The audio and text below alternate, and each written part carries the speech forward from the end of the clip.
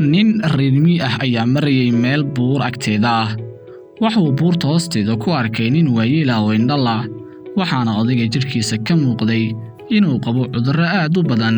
Waxay u ekayd in odaygu aanu sii noolaan doonin, maxaa yeelay qaybo ka mid ah jirkiisa dareen ma lahayn. Sidaas darteed hal dhinac oo keliya ayuuna u fariisan karay. Markii ninkii reermiyiga ahaa uu odayga in yar dhaafay, ayuu maqlay miskiinkii oo leh, Allah ayaa mahad iska leh, Alle iga badbaadiyay cudurro badan oo uu ku imtixaanay addoommadiisa qaar. Runtiina Alle wuxuu iga doortay qaar badan oo ka mid ah kuwa uu abuuray. Ninkii reermiyiga ahaa oo dhegtiisa ay ku dhacday erayada odayga ka soo baxay ayuu dib ugu soo noqday odaygii. Wuxuuna ku yidhi, walaal, ma wax Alle kaa badbaadiyay ayaa jirto? Ilaah ayaa ku dhaartee cudur jirkaaga ka maqan ma jiro, ee Alla bari oo tuug inuu ku caafiyo.